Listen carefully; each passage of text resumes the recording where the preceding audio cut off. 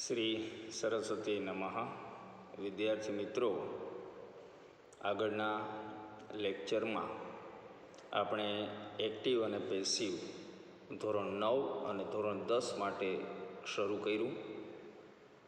એની પહેલાં એટલે કે વેકેશન પહેલાં આપણે WH ક્વેશ્ચન્સ WH ક્વેશ્ચન એક આપણે જોઈ ગયા. એને બોર્ડ ઉપર આપણે ભણ્યા હતા અને કઈ રીતે WH ક્વેશ્ચન છે તેની રચના થઈ શકે. એમાં વુ, whom, which, when, what, where, why અને how આ વસ્તુ છે તે આપણે ભણી ગયા.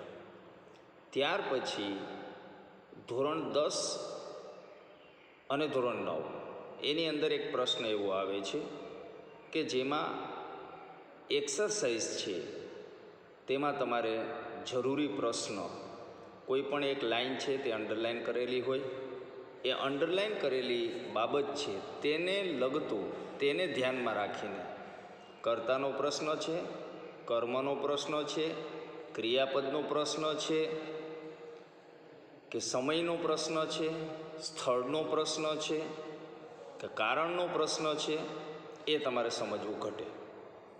અને એ વસ્તુ સમજાઈ જાય તો આપણને એક્ટિવ અને પેસિવ જે ભણીએ છીએ એમાં કર્મ ગોતવું પણ સરળ પડે, કર્તા ગોતવું પણ સરળ પડે.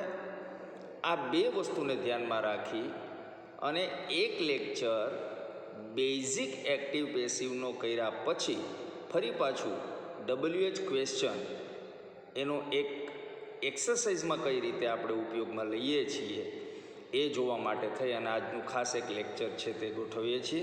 તો હું માનું છું ત્યાં સુધી પરીક્ષામાં કઈ રીતે પૂછાય એને ધ્યાનમાં રાખીને જ આ રેકોર્ડરની અંદર આપણે એ વિડીયો બનાવીએ છીએ. અન્યથા આપણે આ બધા ગ્રામરના ચેપ્ટર છે એ બોર્ડ ઉપર જ ભણેલા છે, તો બહુ સારી રીતે આપણે સમજી શકીએ એના માટે થઈ અને એ વસ્તુ બનાવવામાં આવી છે. તો બરાબર ધ્યાન રાખશું અને શક્ય એટલા વધારે આપણે ઉદાહરણ છે તે જોઈશું. તો શરૂ કરીએ છીએ. Subject English. WH question exercise with understanding. સામે પ્રશ્ન હશે એને સમજી લેવાનો છે અને એક્સરસાઇઝ છે એ પણ સાથે સાથે સોલ્વ કરવાની છે. તો એ વસ્તુ માટે થઈ અને આ ચેપ્ટર છે તે શરૂ કરવા જઈ રહ્યા છીએ.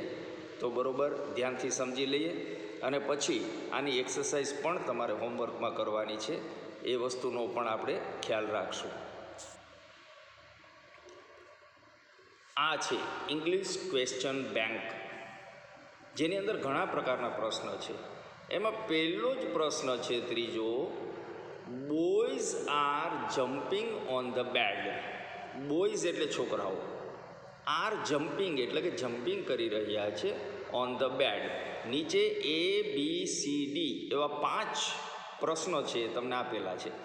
એમાંથી તમારે સાચો પ્રશ્ન છે તે જોવાનો છે કે કયો પ્રશ્ન સાચો છે. તો આમાં પહેલું તો એ જોવાનું કે વાક્યની અંદર અંડરલાઇન શબ્દ કયો છે, તો કે બોયઝ. અંડરલાઇન બોયઝ છે તો એ શું છે, તો એ કર્તા છે.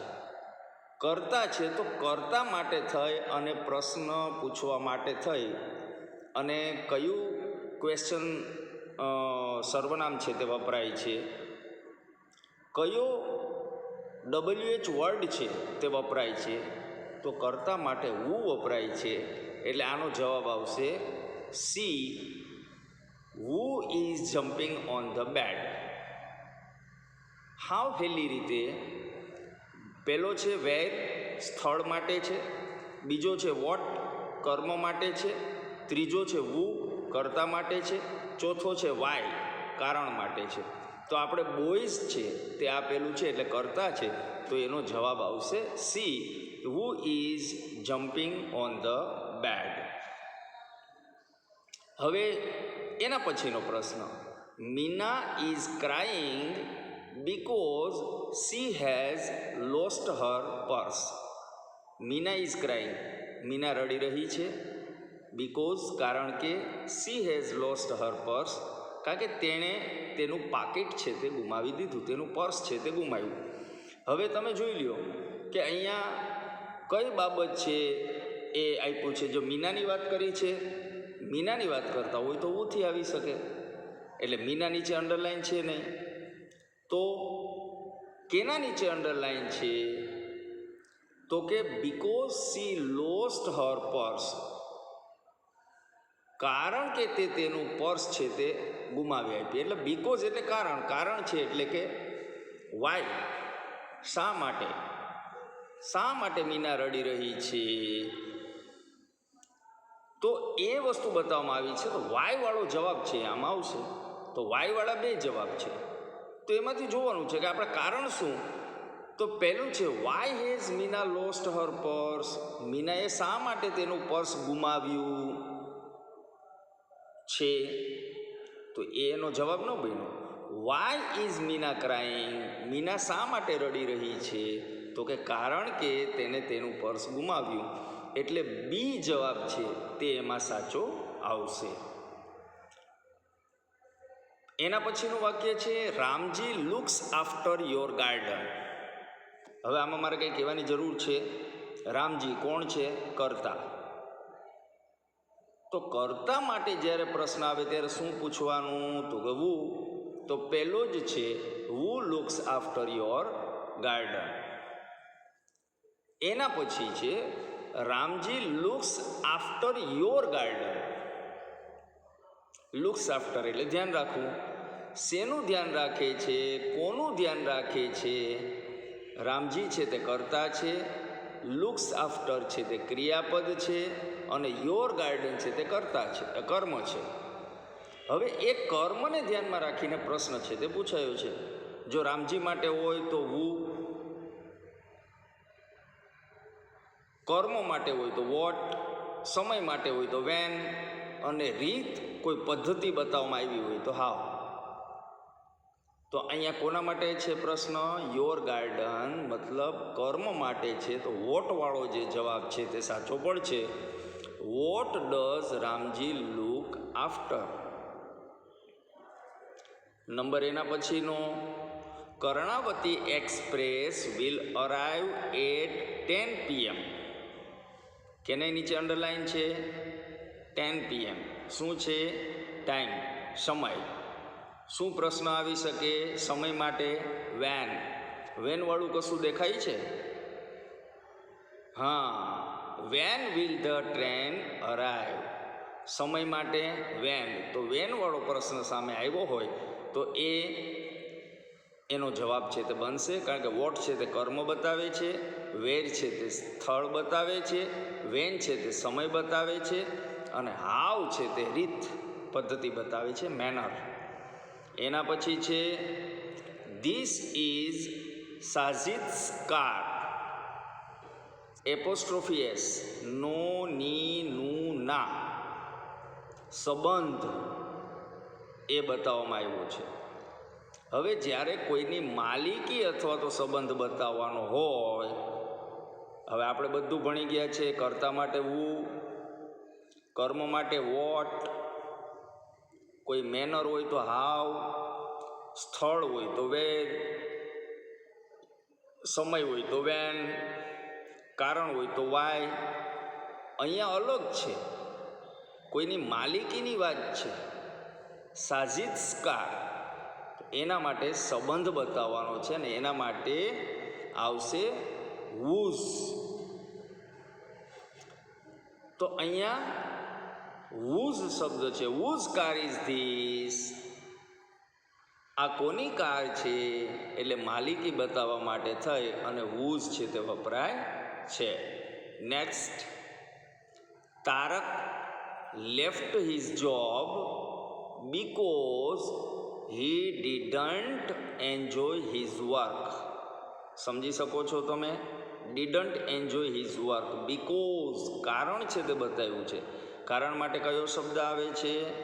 કયો WH વર્ડ વપરાય છે કારણ માટે? વાય. સરસ. તો વાય છે તેના દ્વારા જે વાક્ય બનેલું છે બી, એનો જવાબ છે તે બનશે why did Tarak leave his job. એના પછી છે અનિલ કેન સ્પીક 3 લેંગ્વેજ. કેટલી લેંગ્વેજ? હવે અહીંયા બે વસ્તુ જોવાની છે. ફરી પાછું યાદ કરી લઈએ. ગણી શકાય એવી બાબત અને ન ગણી શકાય એવી બાબત, એના માટે હાવમાં બે વસ્તુ અલગ છે. જો ગણી શકાય એવી બાબત હોય તો એના માટે વપરાય છે હાઉ મેની, અને ન ગણી શકાય એવી બાબત હોય તો તેના માટે વપરાય છે હાઉ મચ. તો અહીંયા અનિલ છે તે 3 ભાષા બોલી શકે છે. ગણી શકાય એવું છે કે નહીં? તો કે હા. કેટલી ભાષા બોલી શકે છે? તો કે 3 ભાષા.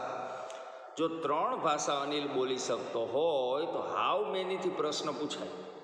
તો હાઉ મેની વાળો એ કઈ છે? તો કે હા, how many language can Anil speak. D એનો જવાબ છે તે બનશે. વુ છે તે કર્તા માટે છે, અહીંયા કર્તાની જરૂર છે નહીં. હાઉ મચ કોઈ પદાર્થ હોય, કોઈ દ્રવ્ય હોય કે જેને ગણી ન શકાય, જેનો જથ્થો હોય, એના માટે હાઉ મચ આવે, એટલે એ પણ આપણને લાગુ પડતો નથી. વોટ કેન શું કર્મ માટે વાપરવાનું હોય છે, એ પણ આપણને લાગુ પડતું નથી. એટલે ડી જવાબ આવશે. How many language can Anil speak. Hiren liked Italian food. પહેલાં એક સમય જુદો હતો કે જ્યારે માત્ર એક જ પ્રકારનો ભારતીય ખોરાક આપણે ખાતા હતા.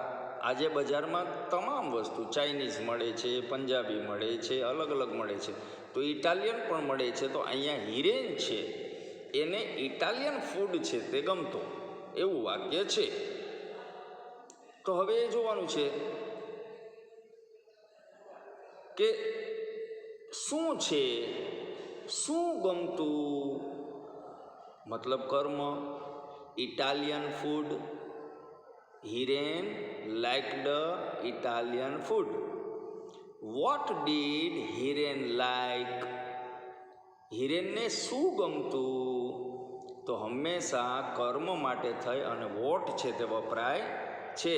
એટલે વોટવાળું વાક્ય છે તે એમાં બને છે, કારણ કે હાવ છે તે મેનર બતાવે છે, વુ છે તે કર્તા બતાવે છે. અહીંયા વોટવાળા બે છે, પણ અહીંયા પહેલું છે વોટ ડીડ હિરેન લાઇક, હિરેનને શું ગમે, તો એમાં શું આવશે? ઇટાલિયન ફૂડ જવાબ, કારણ કે કર્મ માટે છે. Vote did Hiren do?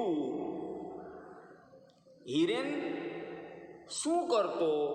એ ક્રિયાપદનો પ્રશ્ન છે.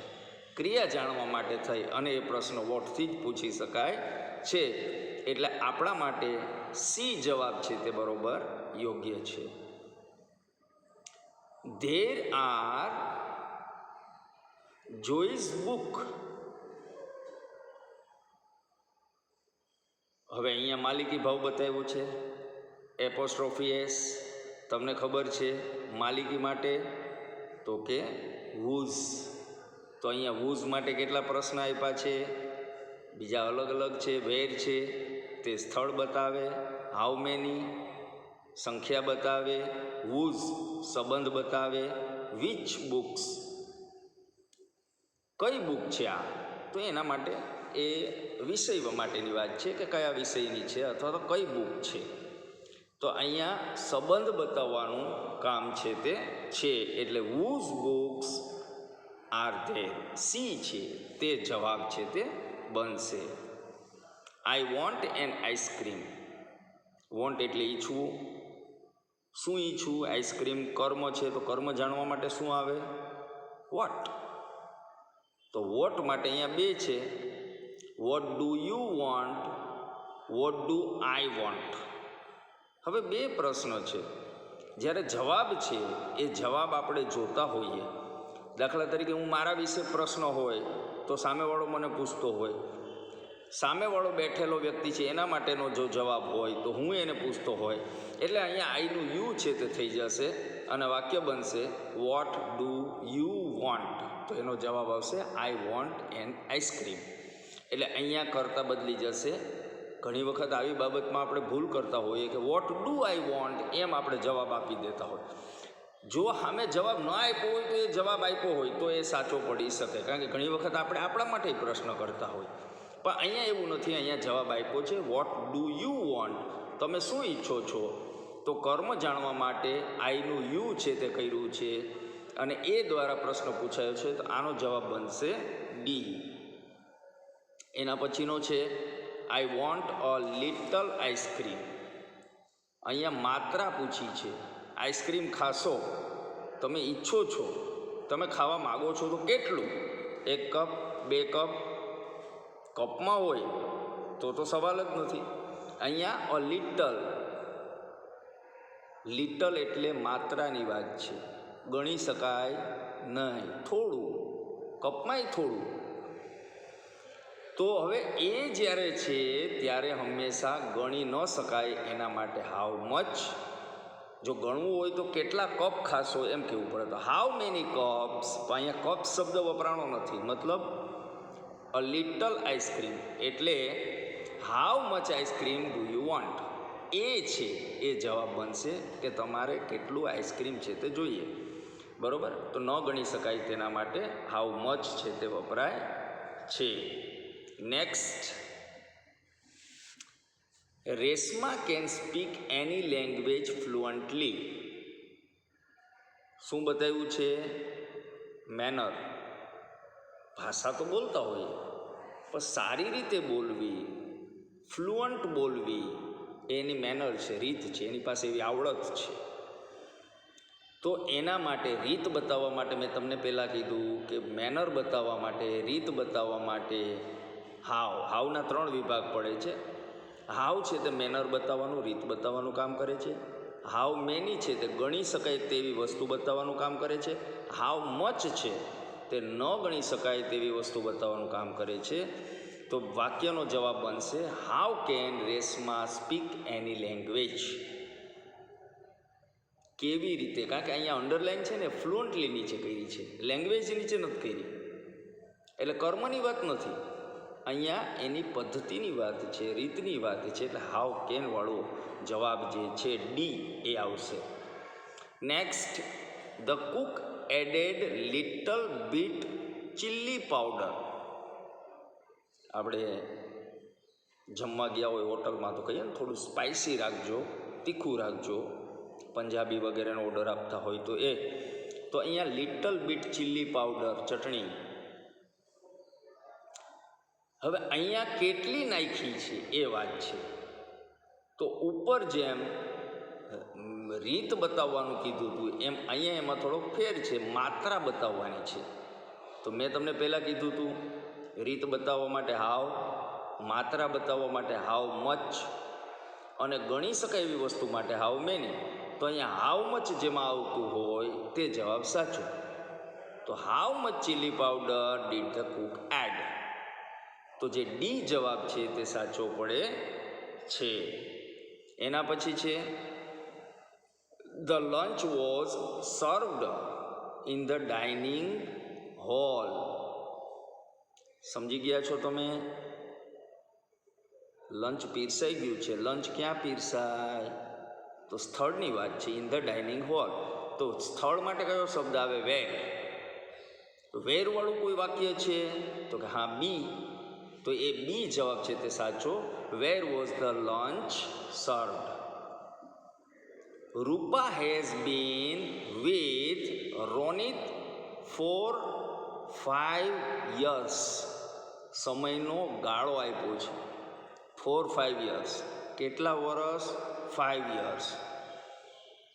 તો તમે સમજી શકો છો કે સમય પૂછવા માટે તો એમાં હાવમાં ને હાવમાં પેટવા વિભાગ આવે, અને એ પેટા વિભાગમાં હાવ લોંગ, કેટલા સમયથી.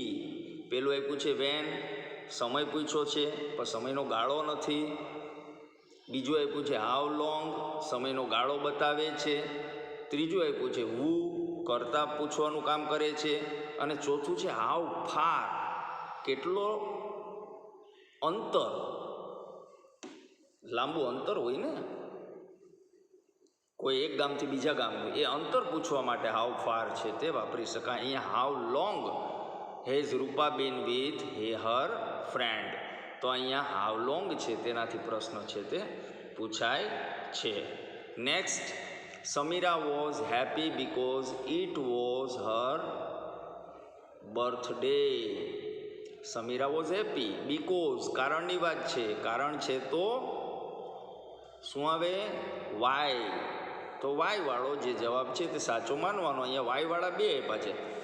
વાય ડીડ સમીરા હેપી પહેલો. બીજું છે વાય વોઝ સમીરા હેપી. તો અહીંયા વોઝવાળું છે વાક્ય, તો અહીંયા પણ આપણે વોઝવાળું વાક્ય છે તે પસંદ કરવાનું છે, કારણ કે વાક્યની રચના સાથે એને સરખાવી લેવું. Rahul likes the black car. Like એટલે ગમે છે. શું ગમે છે? કાર. કેવી કાર? Black car. તો અહીંયા બ્લેક છે તેના ઉપર વજન આપવામાં આવ્યું છે. સાથે સાથે પહેલું વોટ ડઝ રાહુલ લાઇક. રાહુલને શું ગમે છે? કર્મ માટે. Which car does Rahul like. રાહુલને કઈ પ્રકાર ગમે છે? Which car did Rahul like. કઈ કાર રાહુલને ગમે છે? Where does Rahul like the black car. તો અહીંયા તમે જોઈ શકો છો કે લાઇક એટલે ગમે છે. શું ગમે છે? કાર. કયા પ્રકારની કાર ગમે છે? ખાલી બ્લેક છે, એની નીચે અંડરલાઇન નથી, ખાલી કારની નીચે. એટલે કયા પ્રકારની કાર છે? કારની ઉલ્લેખ તો આપેલો જ છે, તો ખાલી અહીંયા કારની વાત નથી. Which car does Rahul like. રાહુલને કયા પ્રકારની કાર છે તે ગમે છે? એ પ્રશ્ન છે બી, એ એનો જવાબ છે તે બનશે. ઓકે, તો these are the sentences which we usually use in our routine language in Gujarati. પણ જ્યારે વાક્ય છે એ બનાવવાના આવે, જ્યારે આપણે ક્વેશ્ચન છે તે પૂછવાના થાય છે, ત્યારે આપણે ઘણી વખત એમાં સક્સેસ જતા નથી. એટલે ખાસ યાદ રાખી લઈએ કે કેવી ટાઈપના વાક્ય છે તે બનાવી શકાય, અને એ વાક્યને વધારેમાં વધારે કઈ રીતે આપણે મહાવરા દ્વારા શીખી શકીએ એ અગત્યની વસ્તુ છે. સાથે સાથે આમાંથી એક પેજ હું શોધી અને એક્સરસાઇઝમાં પણ મૂકીશ, તો એને બરાબર એક્સરસાઇઝ કરજો. આજે આપણે સોલ્વ કર્યું છે એને જાતે પણ રિપીટ કરજો અને સોલ્વ કરજો. ફરીથી એક વખત કહી દઉં છું. કર્તા માટે વુ, ક્રિયાપદ માટે વોટ, કર્મ માટે વોટ, સમય માટે વેન, સ્થળ માટે વેર, રીત માટે હાઉ, કારણ માટે વાય, ગણી શકાય તેવી બાબત માટે હાઉ મેની, ન ગણી શકાય તેવી માટે હાઉ મચ, અંતર બતાવવા માટે હાઉ ફાર, સમય બતાવવા માટે હાઉ લોંગ. આ બધા જે WH વર્ડ છે એને આપણે બરાબર યાદ રાખી લઈએ અને સમજી લઈએ.